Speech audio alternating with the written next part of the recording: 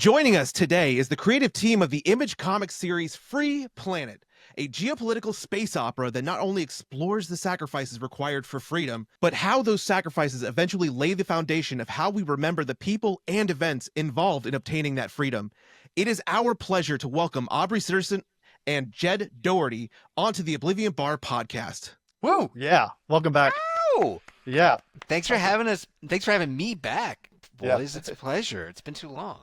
So happy to have you back, Jed. Thank you so much for joining us for the first time. It's a pleasure to have you here talk about Free Planet.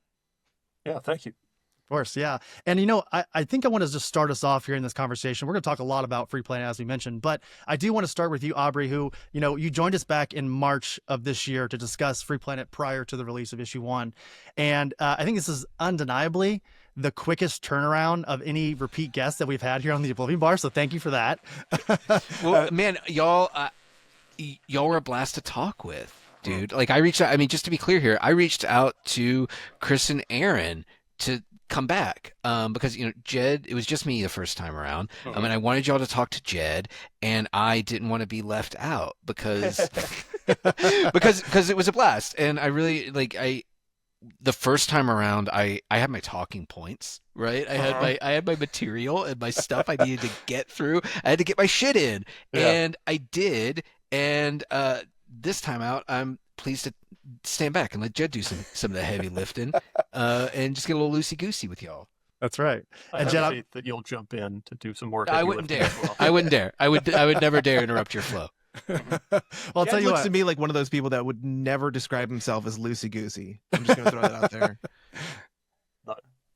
Not recently. No. Not those exact words. Yes, Yeah. yeah. In a former life. But let's start with this, Aubrey. So, we're 3 issues into the series thus far. We're recording this on August 5th, and with issue 4 coming out on August 13th. So that's a couple days after we release this episode. And I think readers who have picked up the book or even those that haven't picked up the book, have heard the legends of Free Planet and this just insane book that is unlike anything else on the shelf. So really simple question, maybe possibly a large question for you, Aubrey.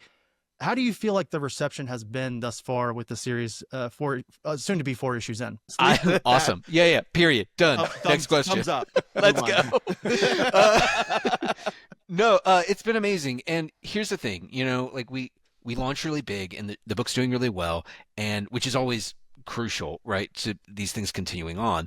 But what's been the most meaningful thing to me, it's nice getting all the good reviews and seeing stuff on social media, but the thing that has convinced me most that we're onto something, right, that this is working, are the letters that we've been getting in, right? And they're not normal letters. If you read Free Planet, you've seen that each issue ends with an essay by our in-world narrator, Dr. Aljus Foirushi, and he solicits questions about Lutheria, which is where Free Planet is set, as well as the broader universe in which the story takes place. And people have played along. People have gotten really into it and sent really thoughtful, really complex, sometimes very specific questions about the world. And starting in issue 3, we have letters pages with Dr. Aljus Foirushi answering all these questions. And I got one yesterday from a repeat customer, just as someone who asked, he has some follow-up. Mario has some follow-up questions for Dr. Aljus Foirushi. Shout out to Mario. Yeah, hell yeah, Mario. And I love that, because that means that not only are people buying it, not only do people recognize the work and the skill and the craft that went into this thing, which is, all that stuff is amazing, but that people are appreciating it on the level that they were intended to, and that we hoped that they would, and that people would really want to dig into this thing. That people are already doing that is, it's I don't know. I am left, as I rarely am, at a loss for words. It's that gratifying. Sure. Jed, let me pass it over to you really quickly, because, I think it's mostly known among the readership and fans of the series, and both of yours, that Aubrey is sort of the largest megaphone on this team. But, from your perspective, I know you've done a couple appearances on podcasts and such. What has sort of been your view of the release of this, again, very, very different series? Is this, have you ever felt like this at any point in your career before Free Planet? And if not, what's been different about it? Let's see. On this one, I think like Aubrey's saying, we're getting feedback on it, which is nice. I've worked on a few series, and it feels like dropping rocks into a hole. You're like, well, it's done, and I never hear anything further, right? Yeah. So it's good to get a little bit of reverb at least, right? Mm-hmm. Absolutely. Yeah, carry on. I don't have tons to say about that. Well said. I was enjoying. So one thing I really like, Aubrey stated about earlier, some of the letters, and like, I like reading, the letters, and like, because you were right, people are even asking things like the economy and going like deep into the lore. So that's always really fun, and I can't wait till we start talking more about the art and everything that goes into this, because I have so many comments and questions as well. But Aubrey, you mentioned last time on the show that you wanted Free Planet to exist as like a piece of a literature and art object. Is anyone who reads the series, like or has been to your Substack, Atlantis Still Sunk, already understands that you definitely put in enough research that it can only be measured really in days and not just like hours. So I'm curious, Jed, we're going to start with you on this one. How did Aubrey pitch the idea of Free Planet to you? And did you truly know what you were getting yourself into when you said yes? Jeez. I'm trying to remember. I think it's been pretty focused from the start on being a revolutionary comic and an ensemble cast. But I mean, I think it was 21 when we were talking about starting it. We were still working on Savage Hearts, and Aubrey was already raring to go on another book. So my part was already done. I had already written it. There were only 5 issues. It's done. Can you hurry up, Jed, so we can do the next thing, please? Yeah. Well, yeah. Savage Hearts was much lighter content, but so it's been a while. I'd have to dig up the old communications on that stuff. And no, I didn't have an idea of like how in depth I would have to go on just designing a ton of stuff.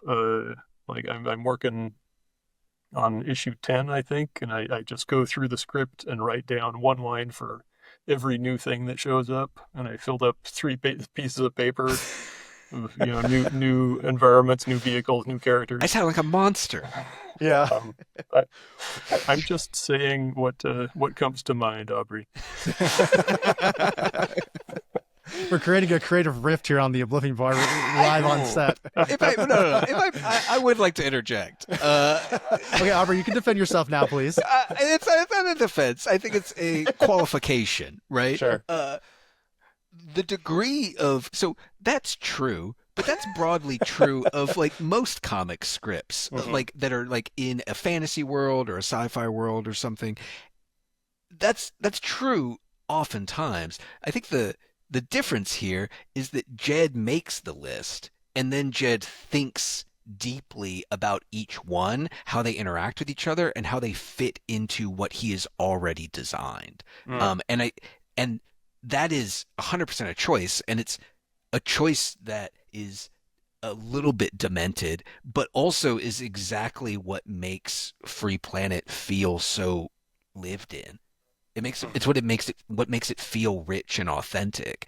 And the degree to which Jed did that on Savage Hearts shamed me, right? Honestly, because like the scripts I wrote for Savage Hearts, they were good scripts, but they were not deliberately thought through and constructed scripts, the way that Free Planet is, and the way that Jed approaches all of his artwork. So here's something Overthinking, I guess. Sorry, Jed, what would you say there? I said overthinking, I guess. Well, that is the Free Planet approach, though. Is to overthink everything. Is to think about and overthink everything. Or give the appearance of overthinking everything. I know there's some stuff that I've let slip through the hole. Cut that out. Cut that out. Can't You break that. metaphorically cut It's that out. seamless. Y'all can leave it in there because we should shame him for doing it. No. We don't have any time for that. Knock it off.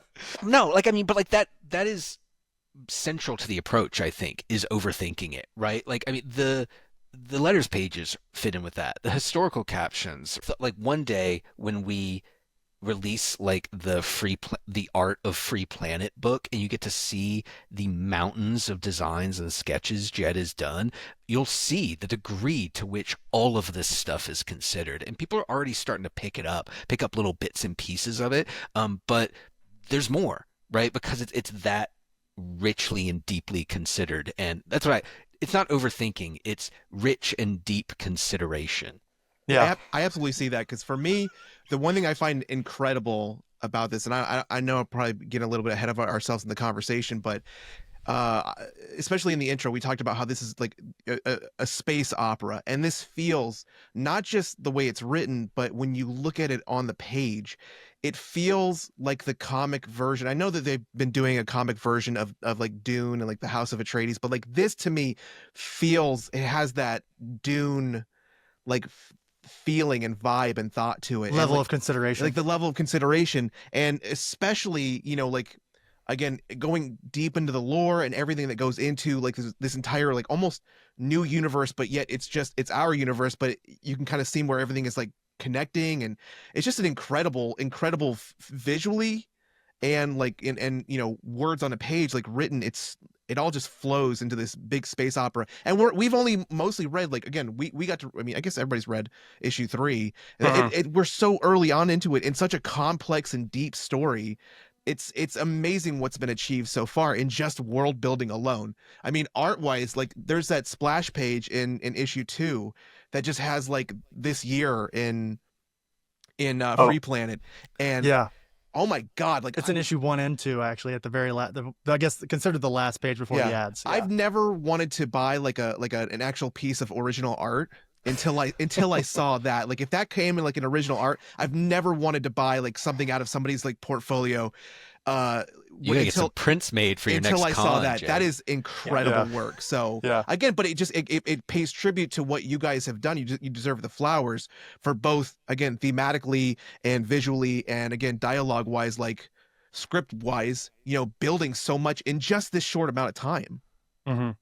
Yeah, and Aubrey, can I build off something that you said a moment ago? And I apologize if this is maybe a little too challenging. I don't mean this to sound too like aggressive or anything like that. But I'm just curious, with a venture that is like this is as we've been saying, Free Planet is so different from anything else on the shelf. I don't think it's as easily said as shown. People have to physically hold Free Planet and sift through it to understand what we're talking about here. And I'm curious in the physical format too. I think, right? Absolutely.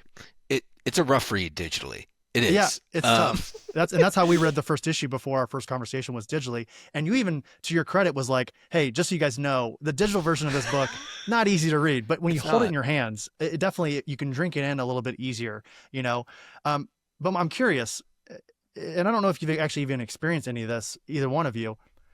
If you have someone who, you know, maybe Free Planet isn't exactly their speed in terms of like the density of it, how do you combat that if you do? Like, what's your response to someone who says, I don't know, man, it's just a little too packed for me? What do you say to that? So, it's a great question, and it's something I've thought a lot about. Like, I've thought about it in a sales context, right? Because I do these I'm going to be in Madison, Wisconsin this weekend. So if you're in the Madison area, come see me. Tell me you heard me on the Oblivion Bar, and I'll give you something free. I'm not gonna say what it is because I haven't decided yet. High fives. That'll happen. So yeah, you know, I think about it in the context of like, how do I put this in people's hands? You know, what about the person who sees the amount of words on the page and recoils, right? What do I say to these people? But that's a consideration that I've been having since early on in this process, right? Because the truth of the matter is, typically, I don't like comics with as many words in them as Free Planet. And I did a lot of thinking about why that is. And I came to the conclusion that for me, it has less to do with the amount of words on the page, because I like reading, right? I like reading prose and, you know, the written word. And it has less to do with the amount of words and more in terms of how they're deployed, right? And, you know, the approach we took on Free Planet is such that the caption, these like dense historical caption, right? Because there's not a ton of dialogue in Free Planet, right? It's these historical captions. And that information it's not supplementary, right? Because if you want to get the full picture, if you want to fully understand Free Planet, you have to read all of it, right? But they are not integral components of the specific scenes that you're watching, right? And this does a few things, right? One is it provides us a separate narratorial voice, right? And so then that point of view becomes an interesting thing to play with and to explore, right? And that has impact on what you're reading and how it's interpreted. And then the other thing it gets us is that we provide a separate narrative, right? There's a separate narrative thread that has thematic relevance and contextual relevance to what you're seeing on the page. But again, it's not a integral component such that the page itself can't be understood without it. And that's what I tell people. Not all that. That's boring. That's in a few less words. That's appropriate for a podcast people are listening to at 2 times speed, but not for normal life. No, I say, look, read as much as you want, and you'll be rewarded for it. Right? Yeah. If you want to just flip through this thing and look at Jed's art and these page designs, like, first of all, I guarantee you that you're going to slow down and you're going to want to read some of it, right? But yeah, look at this. Look at this.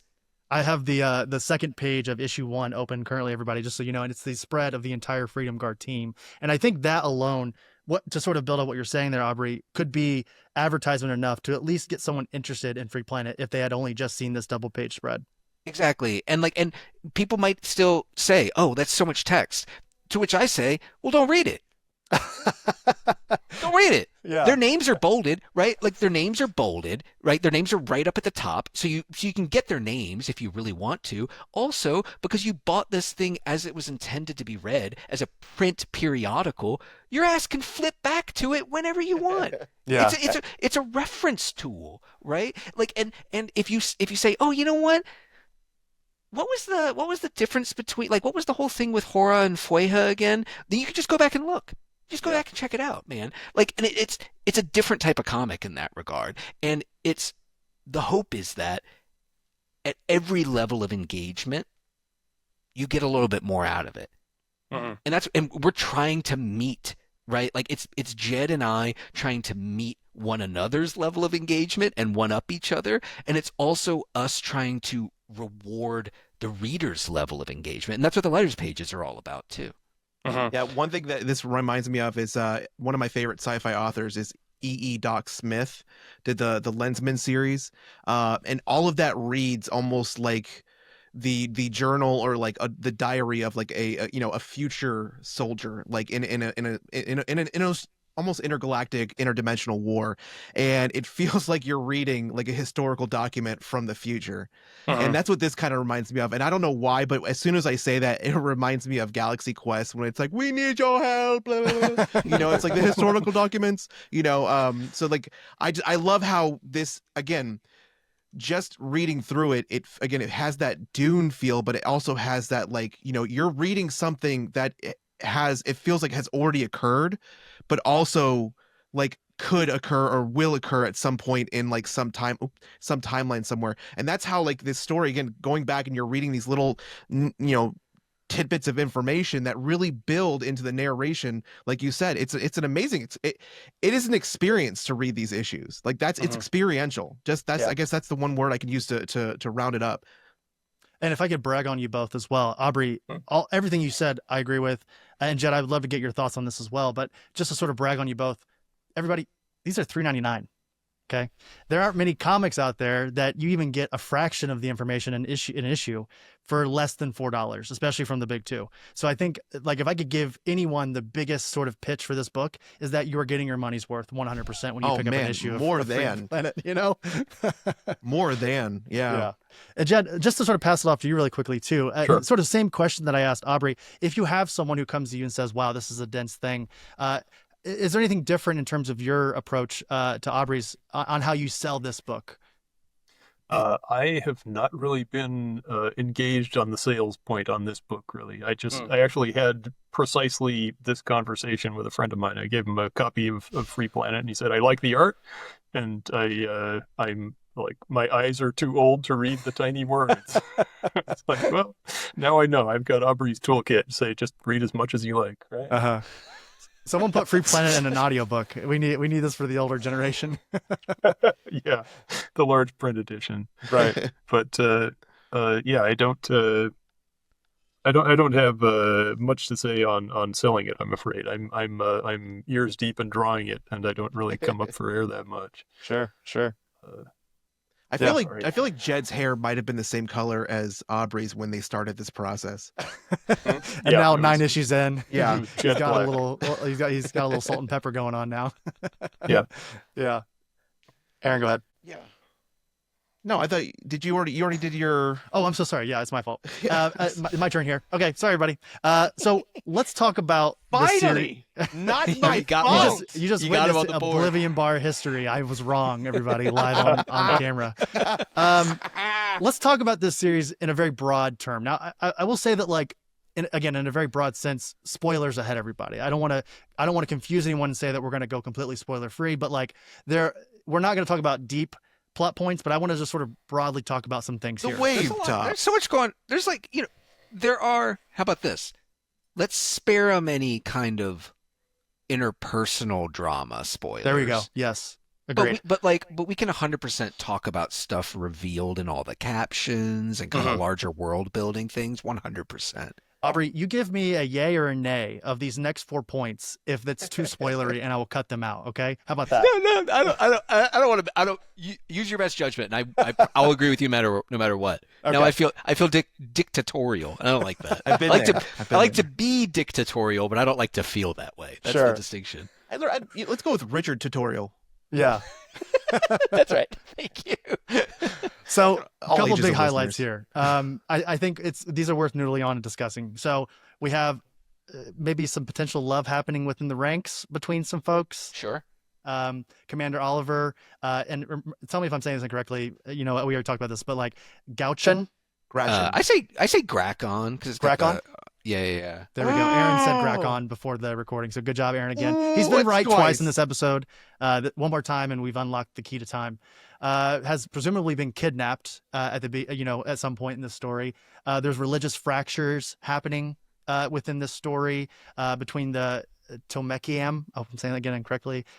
With those leaders, we get to meet the Auroran Empire, who I am curious about. These like sort of super marines within the world. Lauren, maybe. Auroran, perhaps. Yeah. I say, man, Aaron and I. Where are you from, Aaron? I'm not really from anywhere. I've never lived anywhere more than like 4 years. So Oh, okay, all right. But Alaska is basically what he Las should say. Vegas. I don't know. I was wondering. Yeah. I'm from Virginia, and I say everything kind of funny. And people make fun of me for it. So I was just wondering if like we had like similar accents because I also say Auroran. Yeah. How do you say that, Aaron? How do you say the religion? Lutheran. No. The Tomek. Oh, the Teomekim. Yeah, that's Aaron and I are linguistically in simpatico. Either that or Teomekim, like with a kind of an emphasis on the Mekim. Oh, that's neat different too. syllables. It doesn't matter. It's all made up. People, you say whatever you want. Say As we absolutely whatever you established, want. words are all words are made up, and I should have learned my lesson. When I did No One Left to Fight, the characters like they have like made up names and like they have like weird like diacritic like accent marks on them and stuff. Yeah. And people still just come up to me and they're like, "Oh, how do I is it valet?" And I was like, "No, bro, I say veil. I don't know. It's just a name. It just looks cool. Like it looks like it's a visually interesting looking word to me and we put the things over it like that." Don't stress it so Okay. much. well, and then also I think the big one too is Yori Ken. Yori Ken? Earl Ken. Earl Ken? I say Ural Ken. Ural Ken. Ken. Okay, I was Ural 1 for Ken. 4. Ural Ken. Yeah, That's Ural what Ken a little bit. It's a little yeah. bit. It's The Street Fighter adjacent to move. that. Yeah.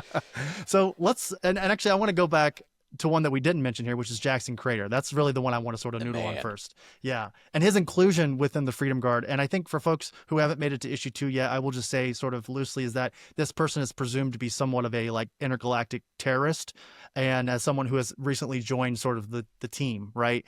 And I'm just curious, and again, I apologize that this is sort of a big question, but what does the inclusion of Jackson on this team and within the story thus far, what does it say about sort of the price of freedom? And we'll get into that conversation about freedom and the price of it later on. But just out of curiosity, what does Jackson represent on the team?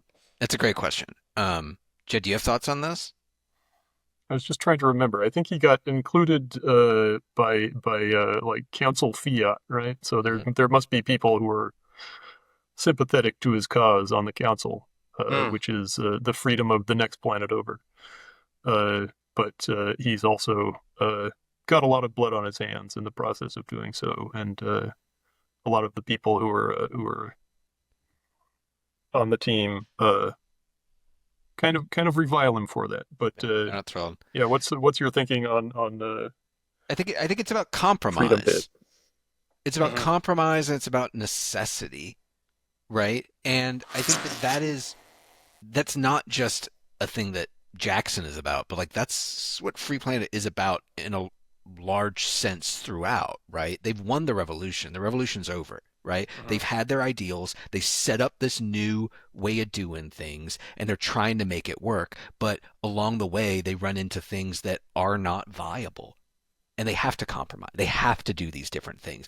Jackson is brought on the team not merely because there are people who are sympathetic to his cause on this planet, the next planet over, but also because of what he can offer them, right? Through contacts in this shadowy intergalactic underworld, allowing them to procure the salvage and the supplies that they are otherwise locked out from getting access to because they're no longer part of this big hegemonic government, this universal government. And so, Jackson he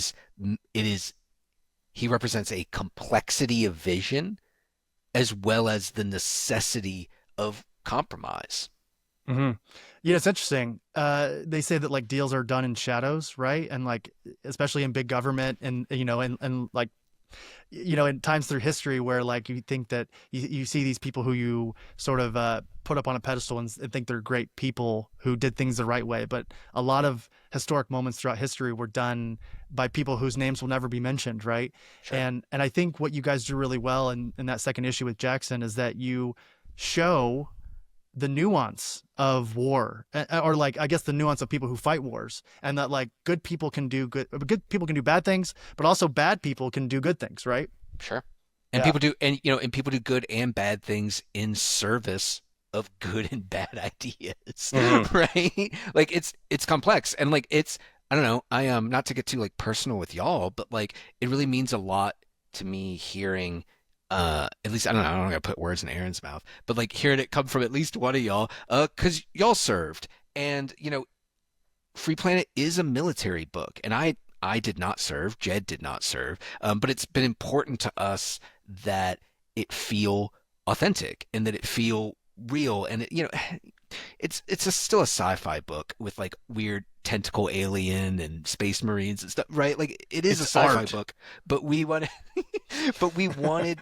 it to have that verisimilitude and that authenticity, and because this is important, complex stuff, and the military background of our characters really does sit at the core of how this struggle is expressing itself. Yeah, I'd have to definitely agree with kind of, again, it's that tumultuous area, that gray area that a lot of people who tend to follow the quote unquote correct path, and they cannot allow themselves to be like seen in some of those like sectors that are more shadowy. So there's always going to be somebody who's like not necessarily 100% necessary to the team, but they're just like you said, their ability to work in those more like clandestine, shadowy kind of underbelly areas. Like you need that guy that's willing to get his hands dirty. You need that guy that's willing to go to those murky places and maybe do something that not everybody on the team who can just, slough off their morals and values and ethics. Somebody's got to be able to do that, especially again when it comes to freedom. What is freedom worth? And I know we're going to get more into that. Aaron, can I add something really quickly? No. Let me get in here. That's 3, baby. You There's got 3 it. times. Dead to rights. Yeah. You got to sit out the rest of the episode, Chris. I'm out of here. See you guys. Show now. No. So Aaron, again, as Aubrey, you just mentioned, Aaron and I, we actually met while we were in the military. We understand sort of what it's like. And I'm only speaking from like someone from America living in sort of the 2010s, post 9/11 sort of time frame, right? Where like, as someone who grew up in the Midwest and was told by everyone in my circle as a young person that join the military, do your part, protect, and I'm saying this quotations, freedom, right? Like you're there to do a good deed. But I think what you find out, and I'm going to say this very broadly, that like while in the military, it is, I think, less about protection and more about service. Aaron, are you sort of feeling a similar thing? Because you joined very young as well, right? Yes. No, I agree. And it's interesting because I just had I had a conversation with somebody today who I think was either from Belgium or I was in a group call with some people from, anyways, doesn't matter. But we had a really interesting conversation because we were talking about the differences in how service is perceived by, younger generations across the world. We're really one of the only like all volunteer militaries still in the world, and you have some countries that are still mandatory service requirements, so there's like this interesting approach and interesting thought process. Cause I mean, honestly, I'll just get to the point and stop beating around the bush. Youth from the United States are really some of the most, I'm not going to say immature, but they don't think very maturely when it comes to long life and long lasting like effects of what your choices have. And the You're military, invincible until you're not. yes. In other countries, they're very much really in tune with the political, like the geopolitical, world, the environment, and how their military service is going to feel when they have to get there, when they have to serve. So these worldly affairs are really more important to, younger generations around the world other than in the United States. So I always think about that when I'm having conversations with people and what service means to them. What does military service mean to you depending on where you're from? And for, United States, for our youth, it's very much a kind of like, yeah, it's patriotic. You're a hero. It's glamorized.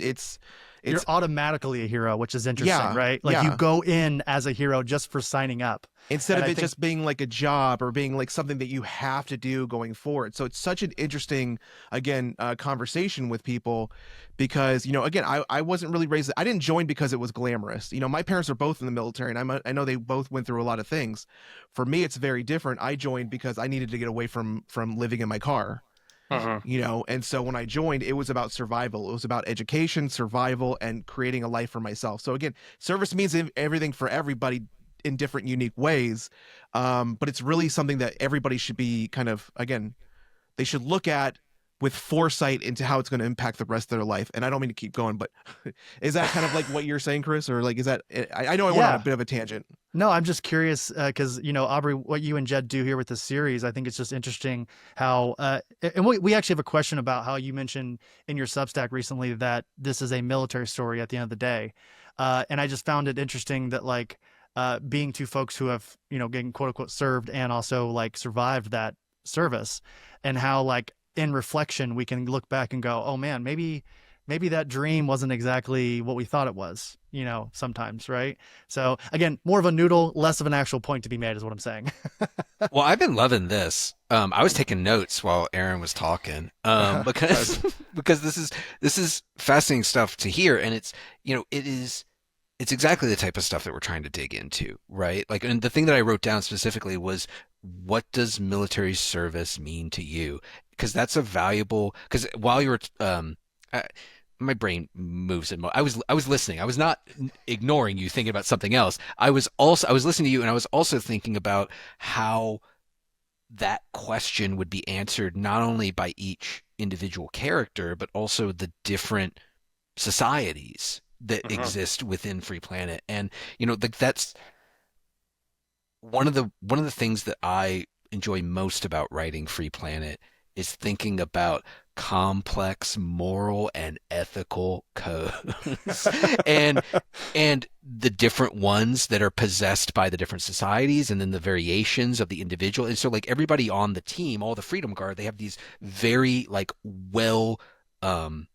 not necessarily well thought out, but like well thought out by me kind of guardrails and like belief systems. And I'm not talking, and some of it's religious and some of it is like political philosophy, but some of it's not. Some of it's just about like loyalty, right? Like, and like how important that is to a person and how that expresses itself, right? And questions like that, like, well, so like, what is military? What does service actually mean to you? And like the differences between the different factions within the world is incredibly valuable. Mhm. I owe you a drink, Aaron. 'Cause that's incredibly helpful. Yeah, well, you'll see that expressed in issue 11 probably. That's exactly what I was going for. So you're Yeah. welcome.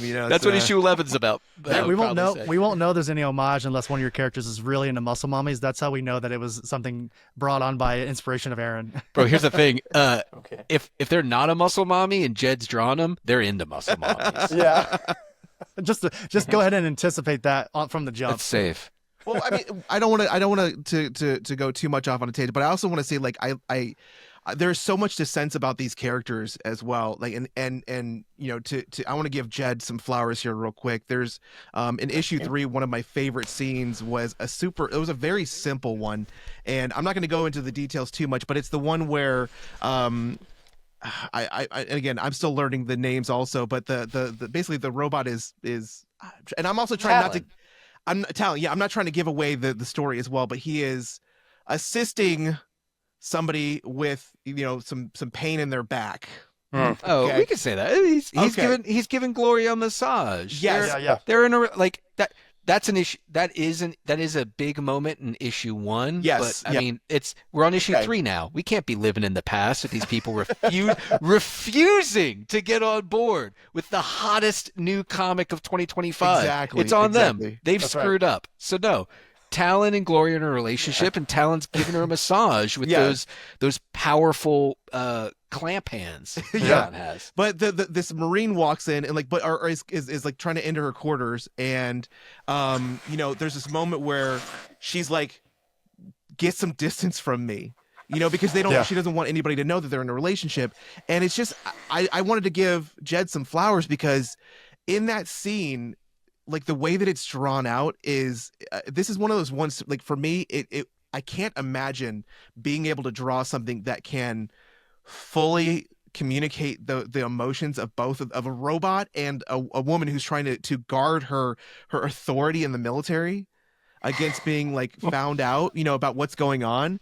And Mhm. so I'm just like, and then there's the moment, like this is panel also where the robot speaks up, where Talon speaks up, and she just like puts her hand up almost like to shush him.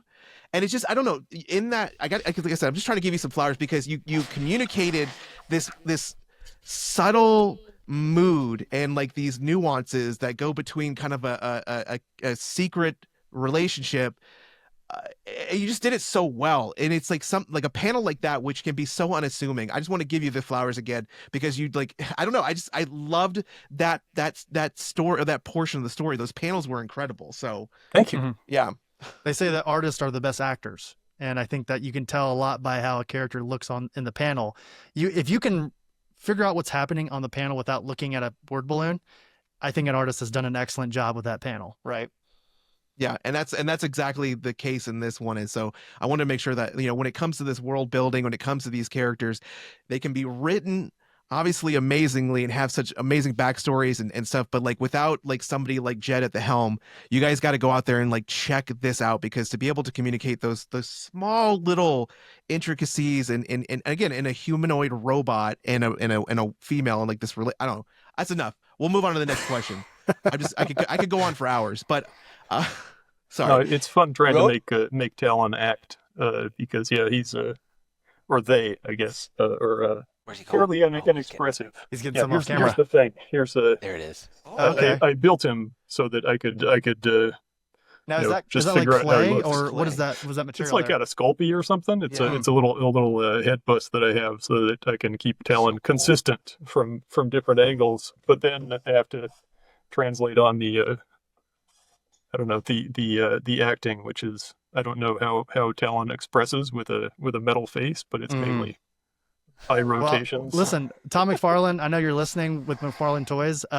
We want the Talon figure, and we already have the bust for it. So, let's get that in production ASAP, I think, right? I want Talon's that. the standout. Yeah. Go ahead. Yeah. Talon's the standout character, man. I was shocked at first because I thought everybody was going to just flip. And there is like a clear number 2. Do you all want to guess who the number 2 is? I'm I gonna ask you. Yes. Is it Jackson? No, it's Okay.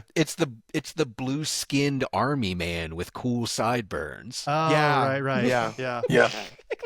Like I'm shocked that the two of you didn't leap on that. Maybe I just think it's just- Jackson, but nobody wants to say he's Nobody their wants to. favorite. I think Nobody that's wants. what Yeah, it yeah. is. Nobody wants to admit that. No, people love Keen, and I thought Keen, Keen was yeah. going to be the standout because he's like Rambo, but he's like Rambo with like blue Yeah, he's skin like and Solid Snake or something. yeah. Like he's all these cool archetypes. He's like Snake Eyes. He doesn't talk very much. Like I don't know. I thought he was going to be the standout, and everyone I gave issue 1 to read, like before we were out, and I asked them, like, who's your favorite character? And the 9 out of 10 people said, without missing a beat, the robot. The robot. And I was really shocked at first, and I realized, oh, the robot gets laid. Yeah. I like also I the like mistress. I love the robot, but I also the and I hope I'm saying this right, the Usmansons. Oh, The- yeah. I need to know more about them. Like that's Hell yeah. and it's not because she is a muscle mommy. It's because he's in a giant suit, like a giant like vat suit, and he over there like I don't remember what there and I'm trying to think from RoboCop because you had like Ed 209, and then you had the machine that what's his face Oh yeah, from 2, right? from 2, like he got his brain and his spinal like cord portion and his eyeballs put into this robot suit, and I'm like that's what that reminds me of. So yeah, I'm just that's I think those two are my standouts. I love here. So you're gonna have to wait a little while to learn more about the Usmansons, because Jed and I kind of, and I think accurately, have bet on their design being interesting enough for a while, because Yeah. they've done exactly nothing in the book, and you're Yeah. talking about how much you like them. That's not true. They haven't done nothing. They welcomed Euro Ken, Ambassador Euro Ken. Yeah, they have Yeah. a flashback scene in issue 3. Yeah. Okay. And also- yeah, you've and- seen some of them so far. And also Basil made a mess on the floor. Like that's Yeah, what he Basil did. did make a He mess. he's like, oopsie. He's in a big suit. Yeah. He's in a big suit. What do you expect? Yeah, from like him? an iron lung with Butterfingers, arms and legs. Yeah. Aaron, go ahead. All right, yeah, sorry, I get sidetracked by the giant robot suits. So Jed, this we're gonna start with you on this one. So you mentioned like on your Patreon that the revolutionary leader of the Lutherian War, Commander Oliver Graken, was like a late addition to the story, which is interesting because he's actually he's the first and arguably really the central character from what it feels like in the story, at least at the opening. Right. Mhm. So why was his addition so valuable, and will we ever learn why he wears the visor? I'm not sure how. I think we brainstormed him up together, right? We needed a spare character. Yeah, he was a late Like addition. you'd written up the main cast, and I was thinking that there needed to be some other person Mhm. who sets things in motion but isn't actually around very much, right? We needed I mean, what, for lack of a better word, somebody who suffers some stakes. Yeah, A bumblebee. I mean, and we also like the purpose. It's interesting. I'm struggling to remember exactly how and why we brought Grakon into things. Like you're right. Like it started very much with the idea of us thinking about the team, right, and like the eventual team and what it would become. But like I don't know how we landed on exactly this idea of setting the team adrift, right? And also what Grakon has come to be and continues to be, right? You'll see it in issue 4, like coming out next week, is he's become this thing to aspire to. In his absence, he's become this folk hero, and I'm speaking about in the world as well as kind of as a reader, I think, and I hope, right, is that like even though he's not in the issue, he has a presence because all the people revere him. Like that's the one thing everybody agrees on is how great Oliver Grakon was, right? And he's become more important as a character as we've moved on, which is really weird because he hasn't shown up yet. He hasn't shown up again after that first issue. So I don't remember how we landed on that, but I'm glad we did. 'Cause he's important. I think I'd suggested having another character later on in the series, and I think you just moved him to the front. Oh, okay. Yeah. But yeah, as Classic far as team, his classic teamwork, classic Yeah. Jed Aubrey teamwork. That's how we do it. yeah, and now it's seamless, and it's not all being made up. Yeah. It's a history. It's all deeply considered. Yeah, but I think MCU you level. say in the back matter on 3 that he lost his eyesight as a child. I think there's I would have there's to- a picture I would of have to him check. sitting there with some kids, like reading his book. Do I say Yeah. he lost it as a child? I believe so. Chris is looking at it right now. I'm looking at it right now, everybody. Having lost his own eyesight as a child, Yeah, there you go. Yeah. Commander Oliver Gracken took a Presumably special in interest. some kind of horrific Orchalium-related industrial accident. I was testing Chris. Of course, I remember every stitch that I've written for Free Planet without having to look up anything ever. I do not have extensive spreadsheets and Word documents open on my computer at all times. That's not the case. I'm getting like sort of Winston Churchill vibes from Gracken. Am I close? Am I warm on this? I don't know. I thought about George Washington a lot with regard to Oliver Gracken because, like Washington, Gracken won the war and said, "I don't want to be involved." Right. Sort of a wartime, and leader, they ended, then exits. and yeah, exactly. And we had a whole ass other government before the current Constitution, right? That Washington sat out of, and it went terribly, and they guilted him into it. They guilted him into coming back and being president, but that wasn't what he wanted to do. What he wanted to do was just go back to Mount Vernon, right? And that was very much in my mind about Oliver Gracken. And George Washington. A little bit of Ben Franklin too, right? He's like a professional scrivener as well, right? He's got some. I was gonna zines say he puts out. more Thomas Paine. Okay. If I may. Yeah, who wrote Common Sense in the Revolutionary Times. Yeah, he's a pamphleteer, and he is this revolutionary general. So he's like kind of a combination George Washington, Thomas Paine, and Alexander Hamilton. No Hamilton. No Hamilton. He doesn't rap. He doesn't do any of that. Darn. Okay. He's not but gonna miss this shot. And then the other kind of component was the Gracchi, which, if you know your Roman history, were like were a notable family of what passed for kind of populist.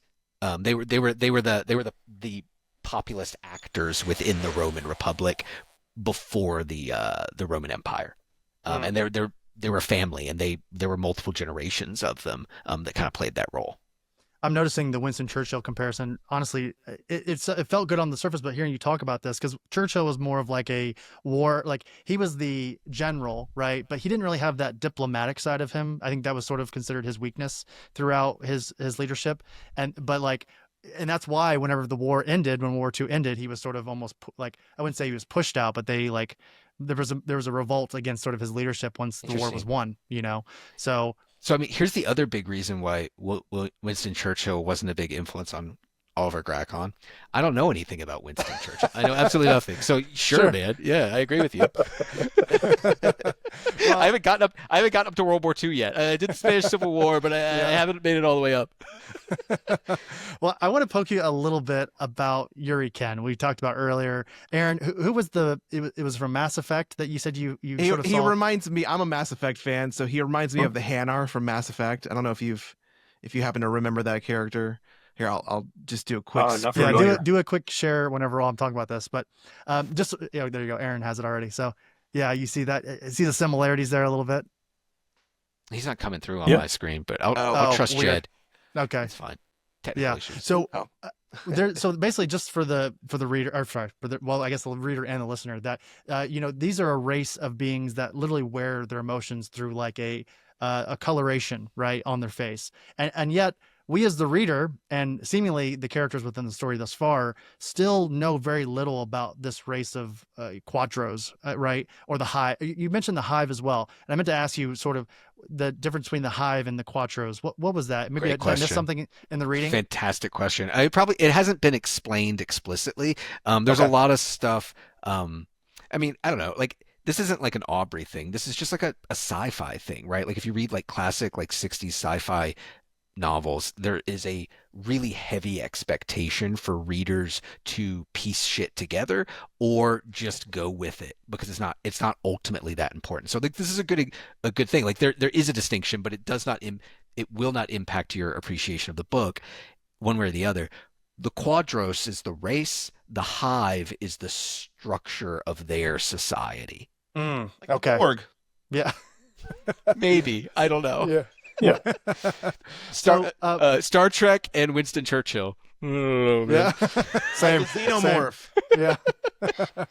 So, what they also have, though, the Quattros, is the fastest, most convenient form of traveling in this universe, which is the Quattro jaunting, right? So we see Commander Sunarez. Am I saying her name correctly? Sunandez. Sanandez, thank you. Already weary of Yuri Ken when they are introduced at the beginning of issue 3. They have someone following them sort of throughout the rest, or at least going into issue 4.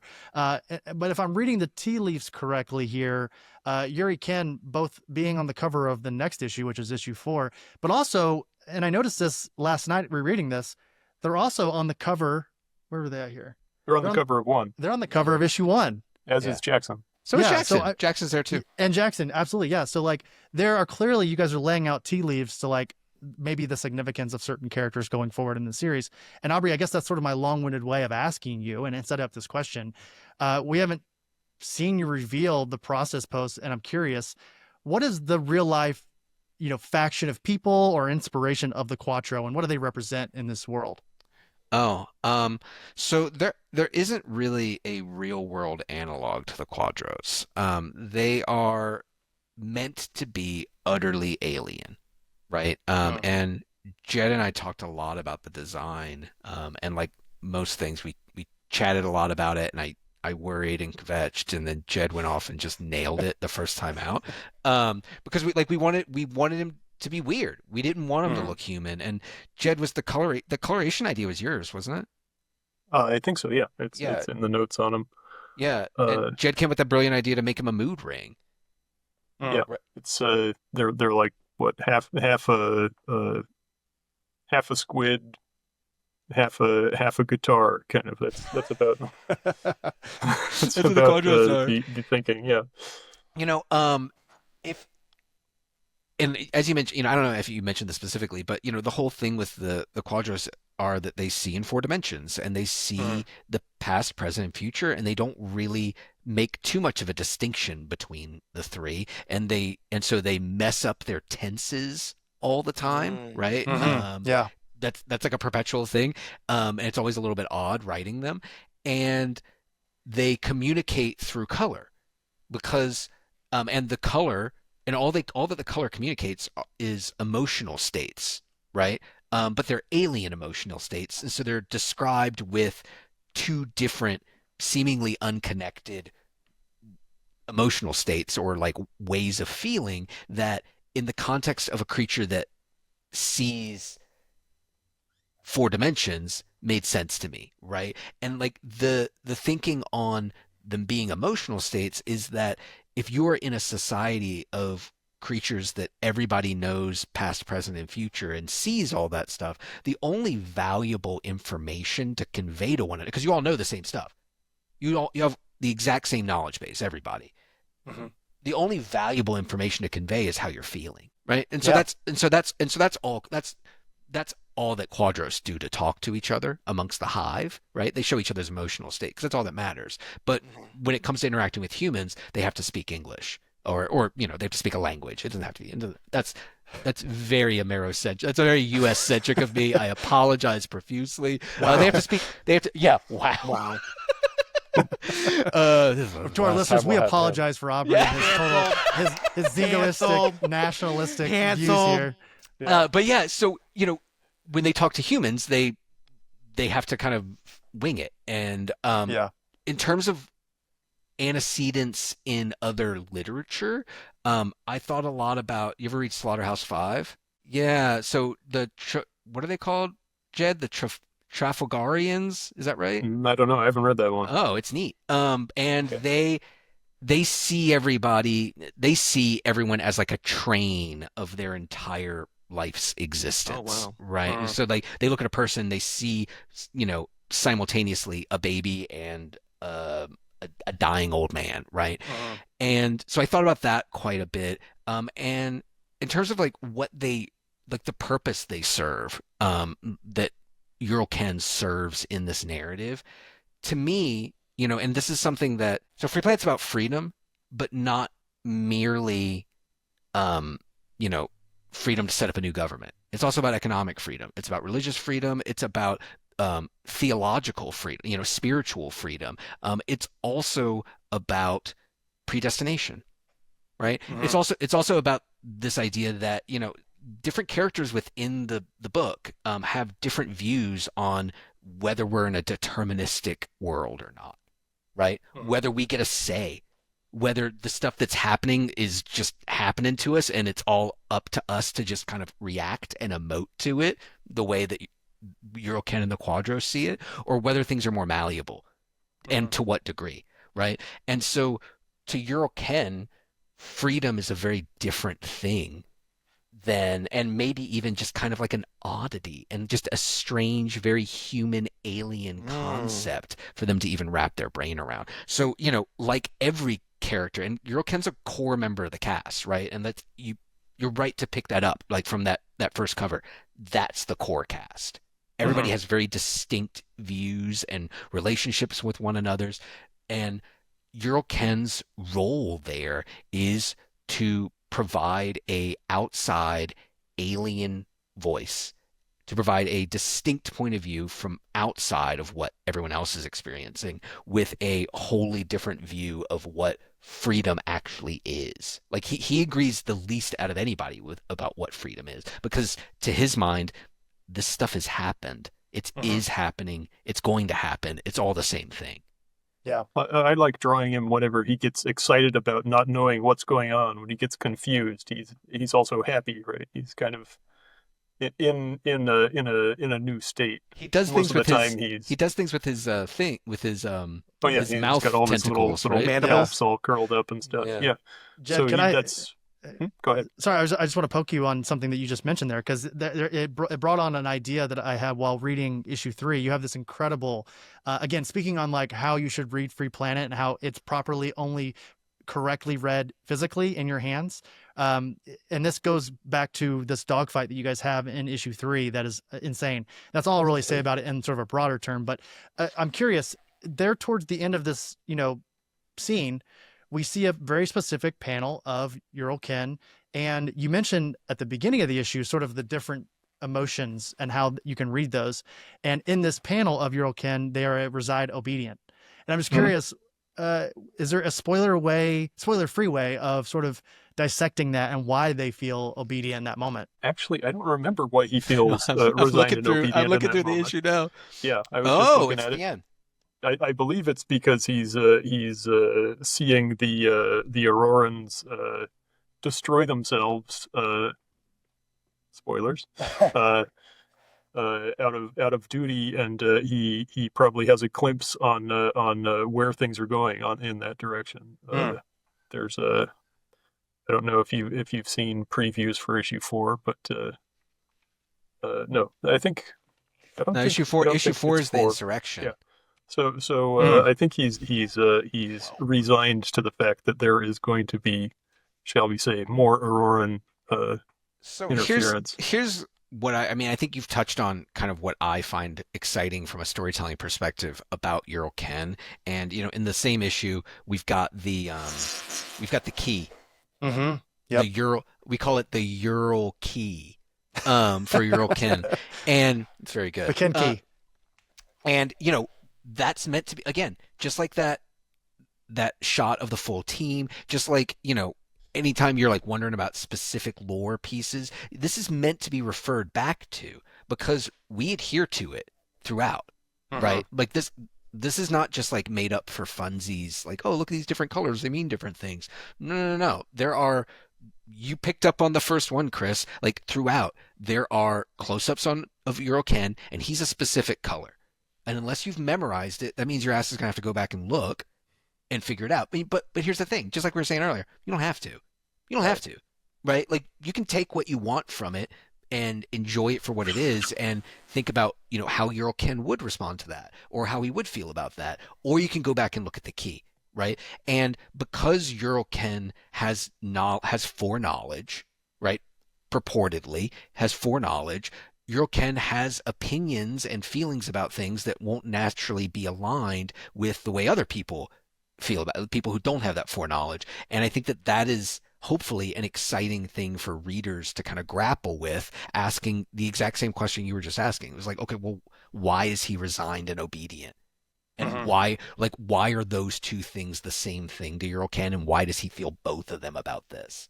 And that's Free Planet, baby. That's what it's all about. Forcing you to ask yourself questions and interrogate yourself about aliens. If there was ever a moment where, like, let's say in the future, like, you hear about Aubrey Sitterson going off the rails batshit crazy, like, it's probably going to be after this book, because it's Free Planet, baby. And he's just on drugs. He's like going, he's living in the hippie life out in the woods. That's Free what Planet, it's all meant baby. for. Yeah. Right. I love that, because, like, it's funny, you're kind of blowing my mind when you were talking about the different cast members of the cast and how they all have their own like view of like freedom and science and what the world and what Religion. Again, what freedom means to them. And I'm thinking again about the Usmansons, and I'm thinking that they're probably going to bring this like scientific, like freedom is about like progressing science and doing these things. So I'm excited to see what they're again, they're Progression through strength. yeah, right? they are my favorites in this, because I don't know, I just gravitate towards the scientists, towards the doc in med bay. So I'm excited for that. But I want to kind of round out our conversation here and touch on something that's like really important for Chris and I, Which we've already kind of touched on a little bit too. We did right? a little bit, yeah, we did a little bit. This is kind of like an adjacent to that question about like freedom and things, but you recently wrote, Aubrey, on your Substack about how Free Planet, obviously we said it before, is a military story at its core, and how the pursuit of freedom and how it all starts with the military, and this idea of like more guns, better chance at revolution. And we're curious about, like, while doing the research and equating how like our world currently is in 2025, we know that there's, if you look back and I'm sure, again, this is kind of like leaning on your research and looking at military history, when it comes to like controlling the media, winning over like voice of public opinion, or just ignoring both of those and kind of doing your own freaking thing because you're the so-and-so leader of the free world. Like, how do you compare the importance of these things in like historical like conflict to now? That's interesting. Okay, so let me restate your question just to make sure I understand. Amid the different methods of control of a populace, right? Things like the media and religion, but also just force, right? Yeah. And the Public opinion, all that, yeah. economic power, right? Like, amid all of these things, how has the role of each changed over time? Can I clarify really quickly? Yeah. I think I know what Aaron's saying here is that, like, in your Substack, you mentioned that, like, the power of the military, if you have them on your side in a revolution, that it gives you the best and really only chance of winning that revolution. In 2025, if you were to sort of look at that processes through the lens of our current situation in America, and I hope this doesn't get too political. If you don't want it to get there, you totally can if you want. But like, with the internet, with social media, with the voice of public opinion, do you still believe that, like, having the power of the military behind you is the only way to start and kick off and eventually win a revolution? Yes. Okay. Done. Yeah, Moving on. no, I do. I mean, like, and I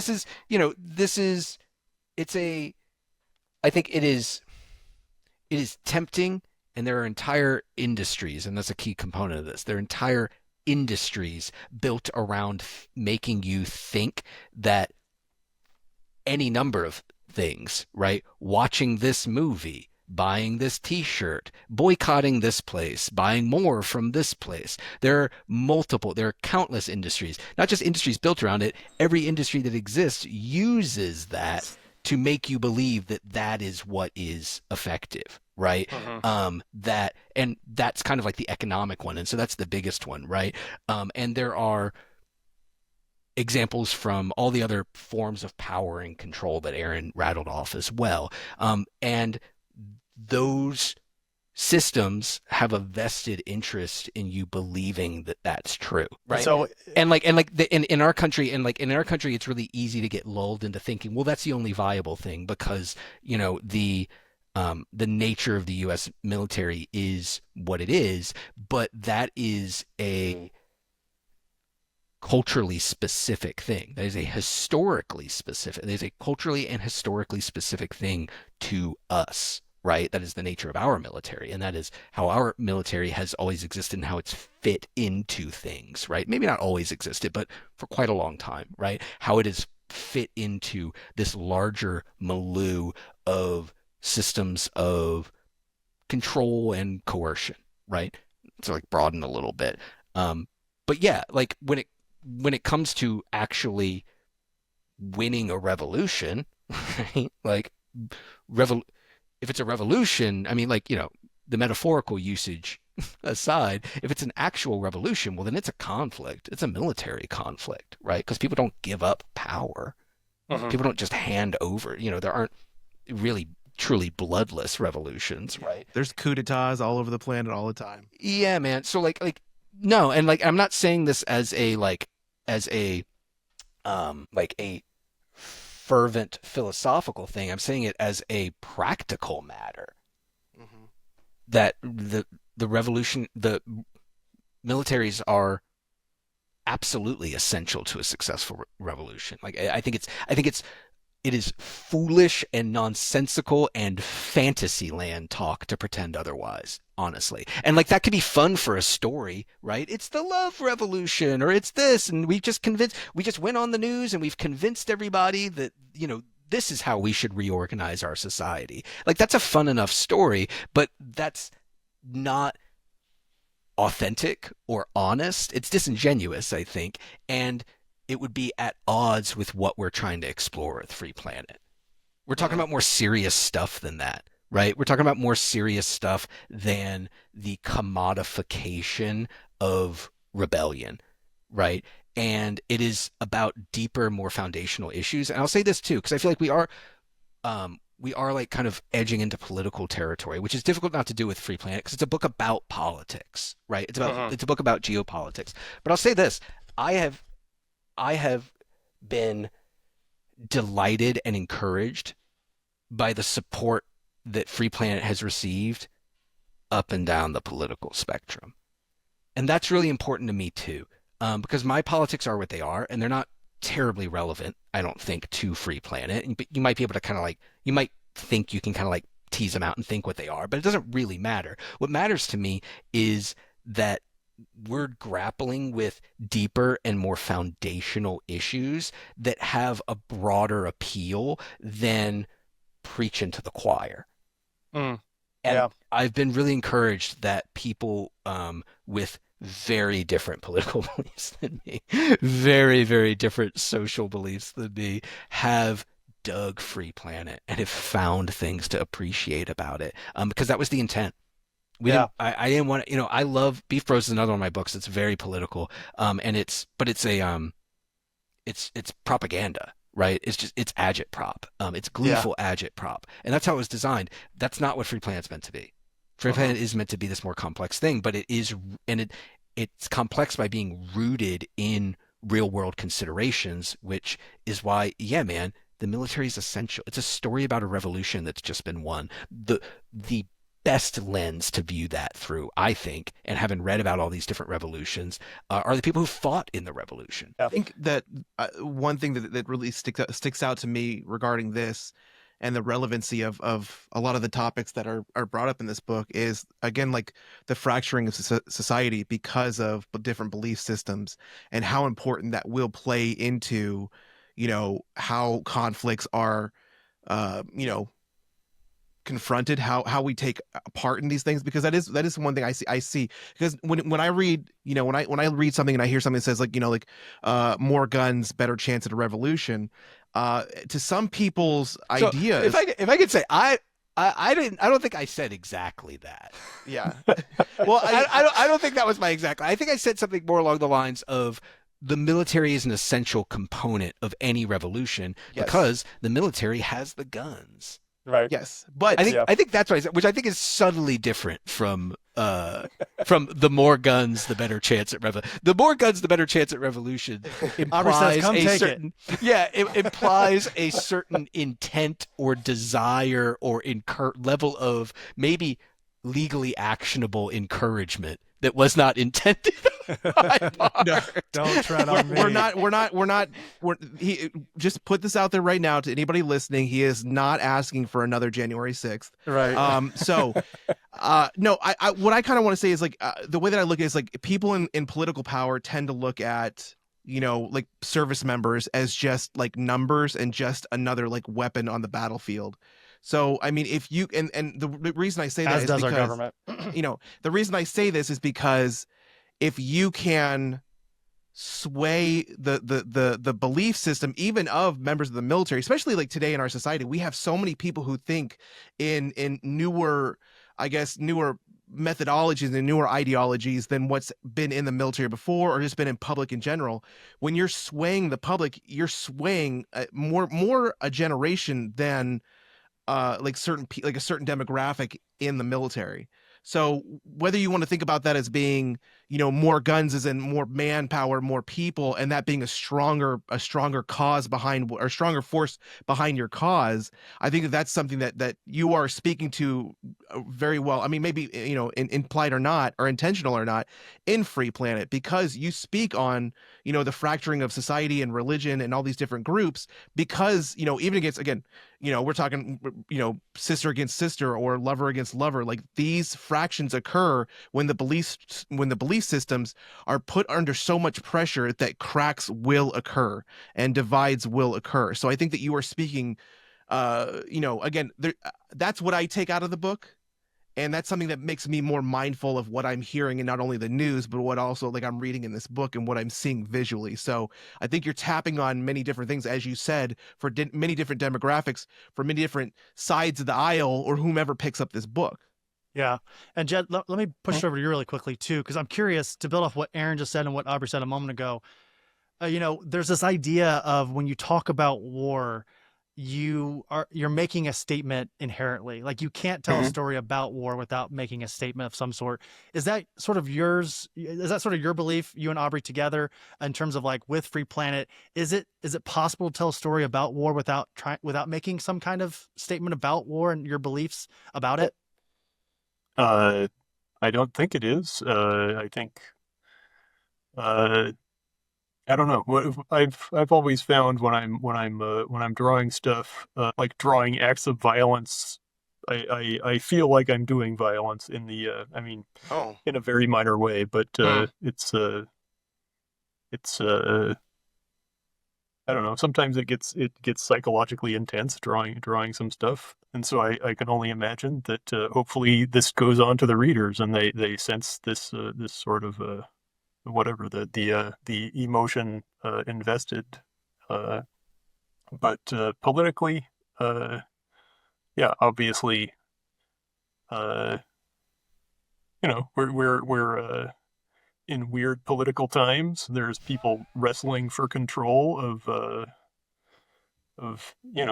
like you're talking about the military, about all various sections of the country, and I mean, as a kind of knee-jerk liberal leftist, I've kind of, I thought we had a good thing going for a long time, and I really hope it doesn't crack apart, right? Yeah. I don't know how to what kind of glue we can provide with a comic book, but maybe it'll make some people think and get more politically active. I don't know. Mm-hmm. Yeah, I think that would be a great, because I think that's something this book can do for sure. Mm-hmm. Yeah, Aubrey, I want to pass it off to you one It is last time doing. before we close out the conversation. Is there anything you want to sort of add to that? Because I know that, again, that's sort of a large question to ask in terms of like, we're 4 issues in as of next week. Will you ask it again? It was a really Yeah. large question. I just want to make sure I'm understanding it properly. Yeah, no, it's just, in terms of like when you write about war, Oh, yeah. is it possible to tell a story about war without putting your own sort of political ideals in that story, or making a statement even, I guess. So I think that broadly speaking, right, like the narrator impacts the perception of the work, right? Which is to say, you can't tell any story without if you can't tell any story well. If you're telling a story well, if you're bringing personal lived experience and research and thought and deliberate care to making a story, it's impossible to do that unjudgmentally, right? Because if you're doing it unjudgmentally, you are writing an essay, right? And if you are not making deliberate choices, then it's not a story, it's just a list of anecdotes. It's just a list of things that happen in order, right? To make a story, you need that deliberate thought, you need that deliberate care, you need this voice, you need a personal voice, right, to any story. So I think on a broad level, like that's true of anything, right? You can't do a book about tables without really letting the audience know what you think about tables. Like that's true. Like that's a silly thing to say, but it's true. And I think what's different about war is that war is a again, like from what I've read, war is from the various books and magazines that I've read, war is such a heightened state, and it is bundled up so many visceral core human emotions, and it is central to the world that we live within, right? And it is a politically and emotionally charged topic, right? This has always been the case, right? For obvious reasons. War is horrific. But the other side of war, when depicted, is that it looks amazing. It is an aesthetically delightful thing to look at, right? And this is true of the greatest anti-war stories ever made. They make war look awesome. It's an uphill battle all the time because war also does have bundled up within it so many things that are revered by not just our culture, but humans broadly over the course of human existence have valorized these things, right? And so how much of this is genetic, how much of it is just hardwired into us culturally, I don't know. It doesn't matter. But because of that, whenever you're dealing with, and I think violence is a great example of this too, right? Whenever you're dealing with something with that much raw emotion and power and weight, right? You have to be aware that people are going to be reacting to it in certain ways, and you have to anticipate that, and that's why your choices have to be so deliberate. So, like there is a really bloody, gory moment in issue 2.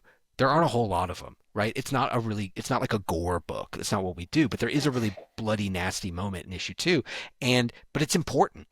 It's important, and that was a choice by us. That wasn't done frivolously to just because it would look rad. It was done as a specific storytelling tool, and something it's that a character showcase, I think. Right? It is. It's important. It's important for his character, I think. Yeah. And with Free Planet, all of the characters are defined by their time in the Revolutionary War. All of them are, but you only get glimpses of it. Largely for the reason that we're discussing, right? We didn't want to do a war book, right? There's enough of those, and I don't know. It just doesn't really hold too much appeal to me. I'm much more interested in kind of the stuff around the war, right? And what comes out of it, and that allows us to keep a little bit of distance from war to hopefully keep its horror and its power intact. Yeah, and I think that's an excellent place to sort of stop with Free Planet thus far in the story. We're only 3 issues. Aaron, what do you got? I just want to say, like, Jed, if I see you in public, if I meet you in public, I'm just going to give you a hug, man. Cause like what he said about, like, I don't know, like I want to just make sure he's okay. Like I want to make sure cause he's like, when I draw violence or when I create violence, like I just feel like that impact. And I think that that's something that's like, I know it's kind of funny, but it's also very real. It's very like, that's something that some people, like that's a hard thing to do, and especially if you're not like used to it and it happens too long, that can be mentally and emotionally like very taxing. So like I feel like I don't know if Jed, I don't know if that's something that bothers you, man, but you're seen, you're heard, as somebody who's been through some violent shit, pardon my language, like I get it. And so, I'm gonna start checking like any artist that I know that I meet at a convention. I'm just gonna be like, are you okay? Someone like, see if Ryan Otley is okay. Somebody talk to Ryan Otley. Somebody should sit Ryan down. Yeah. Like I'm do a brother check-in. Like, that's right. Like no, I just like what Jed said about that. Like it resonated, and I'm just like, man, like that's like I have a slight concern now. So, but it's like, but that is what it is. I mean, that's it. Yes, violence is a part of us as far as being human, but it's not something these days that we're so used to being like kind of exposed to, or at least we're not supposed to. And those of us, like who sign up for military service and then get exposed to it. I, for one, understand, and Chris, I know you understand because you've met plenty of people and like you understand what the impacts of like consistent exposure to violence can do to somebody emotionally, mentally, and physically. So, I mean, kudos to you, Jed, for being able to do this art and still have love for art and still be capable of that passion and energy and enjoyment of what you create while still having to deal with something like violence, however long it takes you to deal with it. It's only one panel in this book, remember. I understand, but we're probably going to get to see more of it, and he's probably done other violent things. So I'm just saying it's a lasting effect, Chris. Let me get this out, man. I'm trying to be caring and considerate here. All right? Thank you, Aaron. I'll look you up at NYCC. Yeah, there you go. Do that. For that hug. We need to get that hug. Oh, yeah. A hug and a beer for sure. All right. Well, Aubrey, Jed, again, thank you both so much for joining us. We kept you a little longer than we had hoped, but I think in order to properly discuss just 3 issues, again, of this series thus far, Free Planet, we need at least 90 minutes-ish to talk about those 3 issues to like give it its chance to having a proper conversation. And I think that, again, just speaks to what the work that you guys have put into the series thus far. And also the excitement that people like Aaron and I and listeners hopefully have, the excitement they have for this series. So once again, just as a reminder to the listener, issue 4 of Free Planet will come out the following Wednesday after this releases on August 13th. And then also be on the lookout for the trade paperback that collects the first, is it first 6 issues? It's the first 6. It comes out, it'll be in comic shops November 26th and bookstores December 9th, I believe. Please tell me there's a hardcover. We're going to need an omnibus for deluxe this cover. One's just next year. Yeah, this one's just a trade. It'll be the first 6. But brother, if you think that I'm not also dreaming of the oversized Free Planet hardcover so we could maybe get those words a little bit bigger too.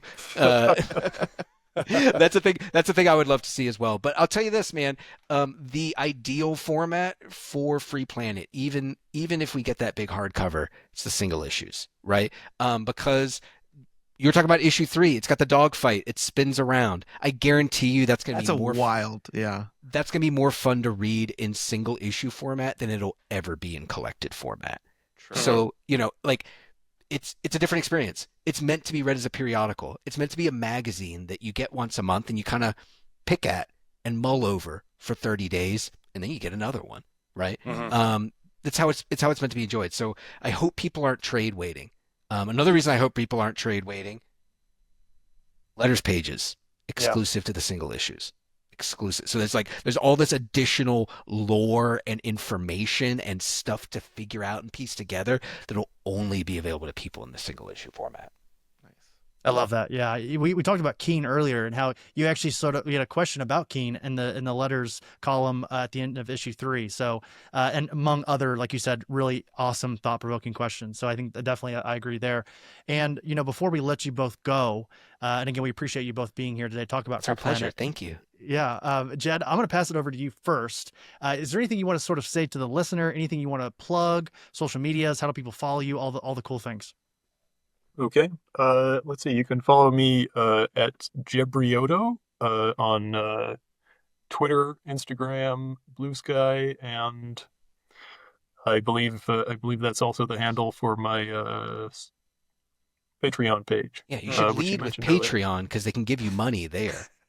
Yes, go first to Jed's Patreon and give him money, and then the other ones if you feel like it. Agreed. Yeah, I'm an editor more as well. Free Planet stuff there. Go ahead.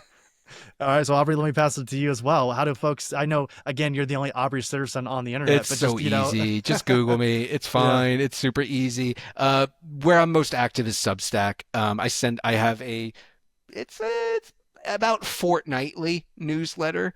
Sometimes a little bit more, sometimes a little bit less. It averages out to about fortnightly. I do process posts about. I'll have a new one up this coming week for some pages from Free Planet 4, showing off kind of like the stages of their development. I do bibliography posts about books that kind of went into the stew that became Free Planet, and I keep you up to date on cons and such like Madison, Comic and Pop Culture Expo, I think it is. Madison Con. It's the only convention in Madison, Wisconsin this weekend. See me there. It'll be a hoot. Yeah, look for the Walmart in Madison. It's right across the street from that, I'm assuming. I don't know. I've never been to Madison, but I would imagine that's true. Just playing the numbers. Yeah. Well, and also I wanted to say as well, Aubrey, you were talking about, what was it a moment ago? I'm going to edit this part out because I can't remember what it is. Also, everybody, if you go to Madison Con and you say you listen to this episode of the Oblivion Bar, Aubrey has something. I don't even know what it is. Aaron doesn't know what it is. Yeah, I haven't decided. Aubrey doesn't know. Jed doesn't know. I think the only one that knows is actually Jed. Jed fully knows what's going to be given out, but Aubrey doesn't. But go tell them that you listen to this episode of the Oblivion Bar, and you'll get something cool from Aubrey. So That's exactly right. Yeah, Aubrey, Jed, thank you so much. We'll love to Pluck chat one with of you. his mustache hairs. Just one mustache hair, yeah. Give it to you. Thank you both so much for joining us, and we would love to have you back on, maybe for the trade. Maybe have you back on, just talk about the first arc. And Anytime. yeah. We can talk about something. We don't even have to talk about Free Planet next time. We've done two of these already. So whatever, dealer's choice, whatever y'all want to talk about. I'm gonna start fake rumors that if you put one of Aubrey's mustache hairs under your pillow at night, you'll wake up 10% smarter. There you go. You'll wake up with me sitting on your chest like a sleep paralysis demon, lecturing you about Teomechian dogma. That's what you'll get. Well, on that note, I dare you. Thank you both so much for joining us here. We appreciate it. We'll talk to you next time here on the Oblivion Bar. Best note to end a show on.